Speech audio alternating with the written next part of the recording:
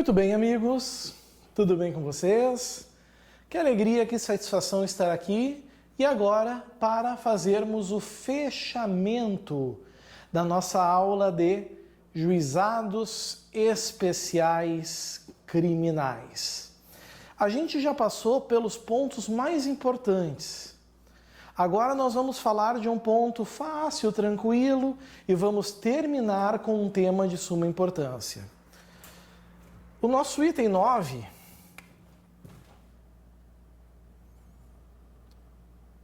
versa sobre a execução. Alguém vai perguntar, mas professor, execução do quê? Amigos, é a execução da pena. É a execução da pena. Ou da transação, enfim. Tá?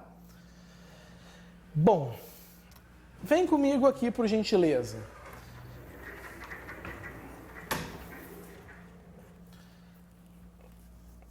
Estamos na execução.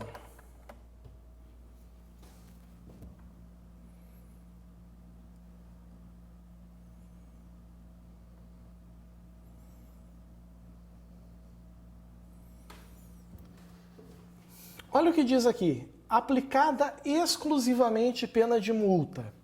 Amigos, a maioria das infrações de menor potencial ofensivo, contravenção, crimes cuja pena máxima não ultrapassa 2 anos, nas contravenções, muitas, a pena é exclusivamente multa. Nos crimes, por exemplo, ameaça, a pena é de detenção de 1 a 6 meses ou multa. Então, até nos crimes, o juiz pode optar, ao invés de aplicar a pena privativa de liberdade, ele aplica a pena de multa. Então, aplicada exclusivamente multa, ou seja, a única condenação do sujeito foi multa, o cumprimento far-se-á mediante pagamento na Secretaria do Juizado. Ou seja, amigos, a Secretaria do Juizado vai emitir um DOC, vai-se até o banco, paga, leva ao cartório, é juntado aos autos, acabou, está extinta a pena, está resolvido. Só que não dá para esquecer de um detalhe. Qual é a diferença disso para a transação penal? É que se na transação penal tu aceita a multa, a única consequência é não poder transacionar nos últimos 5 anos. Aqui na execução, se tu pagar a multa e tu vier a cometer outro crime e for condenado, tu é reincidente. E reincidente é uma agravante, porque aqui tu tem uma sentença condenatória nas costas. Percebem a diferença? Então é importante ter isso em mente também. Certo? Tá aqui, ó, o parágrafo único deixa mais claro ainda. Efetuado o pagamento, o juiz declarará extinta a punibilidade, determinando que a condenação não fique constando dos registros criminais, exceto para fins de requisição judicial. Ou seja, meus amigos, se a multa é a única a ser aplicada, não vai estar nos registros. É simplesmente extinta a pena privativa de liberdade, acabou, o sujeito está livre, já era. Certo? Agora, e se ele for condenado à pena de multa? Foi condenado à multa, mas ele acaba não efetuando o pagamento da multa. Não negociou parcelamento, não moveu uma palha para pagar essa multa. Olha o que o artigo 85 diz. Não efetuado o pagamento de multa, será feita a conversão em pena privativa de liberdade ou restritiva de direitos, nos termos previstos em lei. Claro, né, meus amigos? Alguém vai dizer assim, professor, mas até onde eu sei não dá mais para converter pena privativa de multa não paga em pena privativa de liberdade, porque multa é dívida ativa de valor a ser cobrada pela fazenda pública. Confere? Confere. Então esse dispositivo está prejudicado. Multa não paga é cobrada pela fazenda. Não há mais a possibilidade de conversão em outra modalidade de pena. É dívida ativa de valor que vai ser cobrada pela fazenda pública. Então, isso também é importante cuidar. Isso também é bastante importante ter em mente. Certo? Agora, o 84 e o 85, eles falam da multa. Da execução da multa. Só que não dá para esquecer que nós temos outras duas modalidades de penas. Penas privativas de liberdade e penas restritivas de direitos. Aí nós vamos ter um outro dispositivo que falará sobre isso.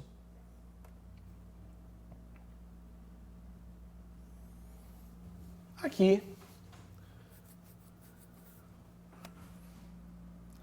Muita atenção para ele.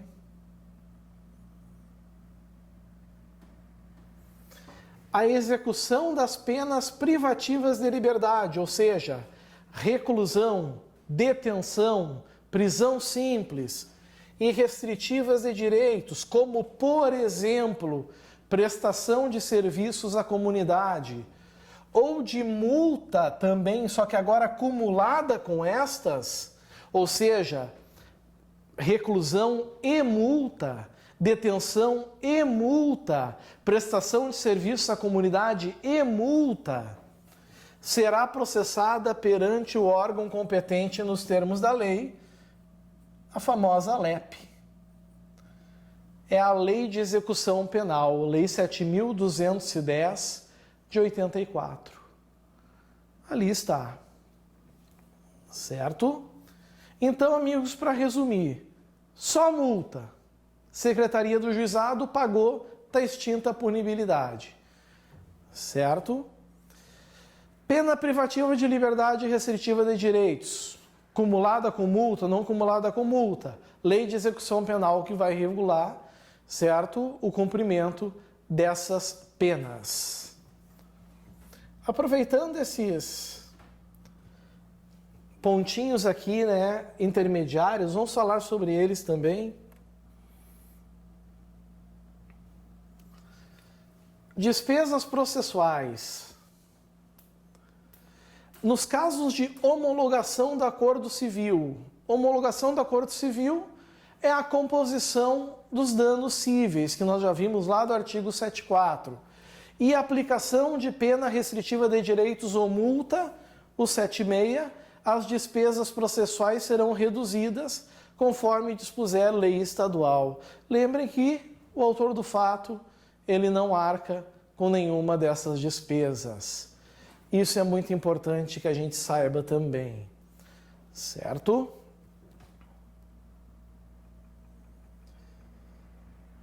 O 88 é importante.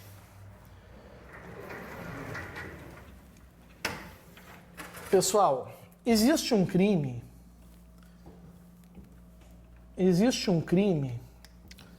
no Brasil chamado de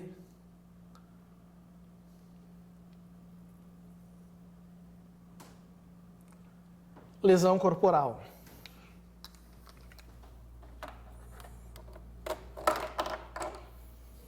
Existe um crime chamado de lesão corporal. Essa lesão corporal, ela pode ser leve, cuja pena é de 3 meses a 1 ano.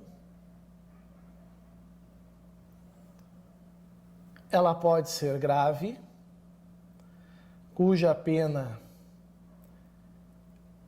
é de 1 ano a 5 anos.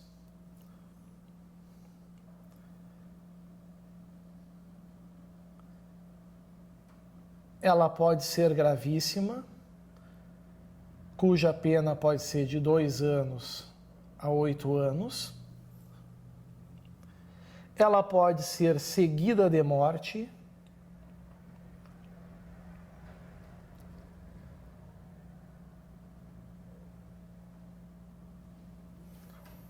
Cuja pena é de 4 anos a 10 anos.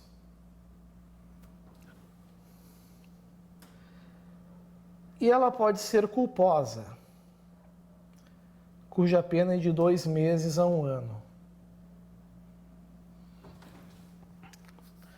Lesão leve é quando não é grave e gravíssima, seguida de morte nem culposa. Ela é subsidiária, ela é residual. Grave é quando há incapacidade para as ocupações habituais por mais de 30 dias, quando gera na vítima perigo de vida, quando gera na vítima debilidade permanente de membro, sentido ou função, ou quando gera na vítima aceleração do parto. Gravíssima é quando gera incapacidade permanente para o trabalho. Gravíssima é quando gera enfermidade incurável. Gravíssima é quando gera perda ou inutilização de membro, sentido ou função. Gravíssima é quando gera deformidade permanente. E gravíssima é quando gera aborto. Seguida de morte é quando a intenção do indivíduo é lesionar, mas por uma forma culposa ele acaba matando. A morte não era a intenção, era lesionar, mas pelas lesões ocorreu a morte. E a lesão culposa é aquela lesão sem intenção. É aquela lesão por uma imprudência, uma negligência, uma imperícia. O fato, amigos, é que se vocês forem observar aqui com cautela, vocês vão perceber que 2 dessas modalidades aqui são processadas e julgadas pelo GCRIM, que é a leve e a culposa. Como é que eu sei que essas 2 são julgadas pelo GCRIM? Porque a pena máxima, olha aqui, ó, não ultrapassa 1 ano. Então, a lei dos juizados especiais criminais se sentiu dono da regulamentação desses crimes. Antes da Lei 9.099, todas as lesões corporais, elas eram de ação penal pública incondicionada. O que isso quer dizer? Isso quer dizer que se houvesse uma lesão leve de um cara agredindo o outro na esquina, mesmo que a vítima não quisesse o processo, ele iria ocorrer. Só que o artigo 88 da Lei 9.099 mudou essa regrinha. O artigo 88 ele trouxe uma nova situação.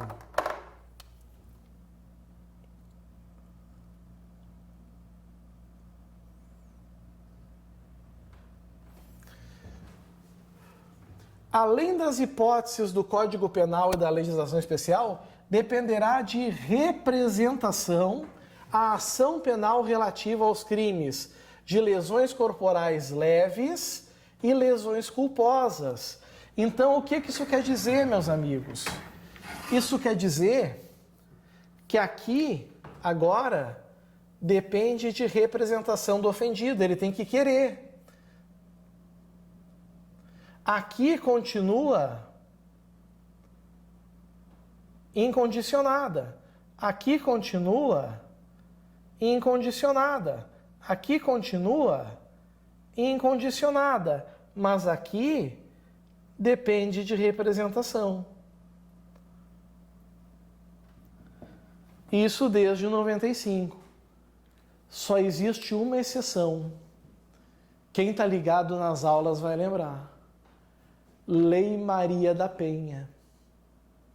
Lei Maria da Penha, meus amigos, não se aplica a Lei 9.099. Então, o marido que pratica lesão leve contra a mulher, a ação penal é pública incondicionada. Não é necessário representação. Mesmo que ela não represente, o marido vai ser responsabilizado como agressor. Então, essa regrinha do 88 não vale para a Lei Maria da Penha, só para os outros casos. Certo? E agora, o coroamento, vamos para o fechamento da nossa lei dos juizados especiais criminais.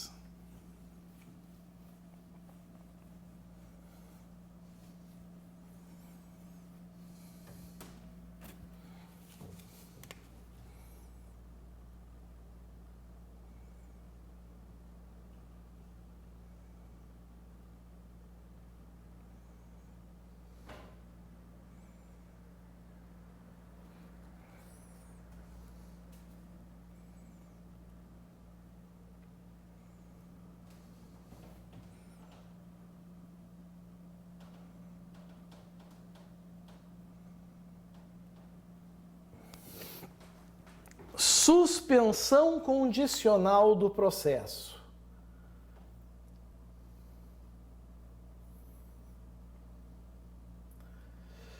Meus amigos, primeira coisa, temos que saber que a suspensão condicional do processo, ela é um instituto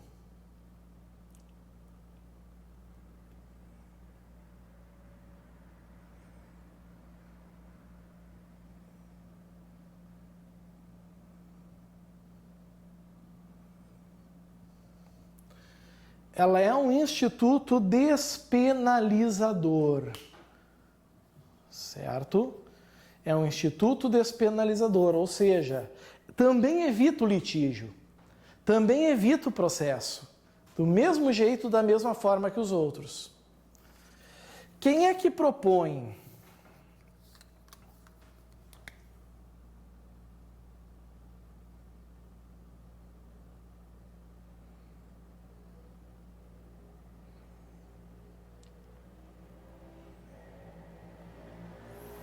Aqui está. A proposta é do Ministério Público. O Ministério Público vai fazer a proposta. Certo? Agora vem a grande pergunta. O Ministério Público sempre poderá fazer a proposta de suspensão condicional do processo? Deu para perceber o que quer dizer o nome? Suspensão quer dizer o quê? Que vai ficar congelado, vai ficar parado. Condicional quer dizer o quê? O beneficiário, o autor do fato, o beneficiário, ele tem que cumprir algumas condições do processo. Significa que já houve uma denúncia oferecida. Proposta do MP. Todavia, meus amigos,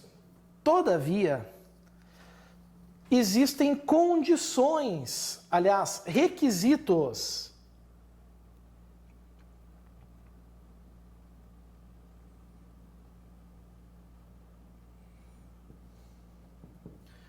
para que o Ministério Público possa propor a suspensão condicional do processo. Existem requisitos. Primeiro, e aqui uma surpresa para vocês, crimes cuja pena, olha agora, mínima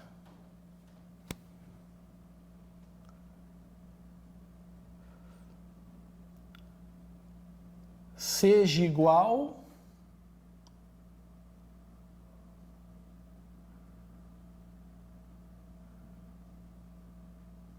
ou inferior a 1 ano.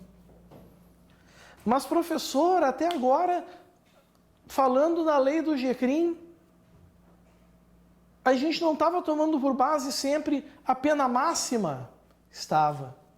Só que essa regra não vale para suspensão condicional do processo. O que interessa é a pena mínima. Não importa a pena máxima.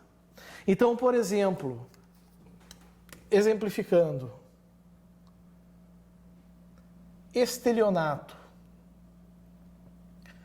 A pena do estelionato é de 1 a 5 anos de reclusão. Não cabe transação penal. Porque transação penal só se admite em infrações de menor potencial ofensivo, certo? Só em infrações de menor potencial ofensivo. Aqui, meus amigos, não é cabível, porque a pena ultrapassa 2 anos. Todavia, cabe suspensão condicional do processo, porque a pena mínima não ultrapassa 1 ano. Então, isso vai ser admitido. Certinho? Tem mais requisitos? Tem mais requisitos, mas eu tenho que trocar a bateria agora do carregador aqui. Então, segurem aí que logo estou de volta. Só um pouquinho.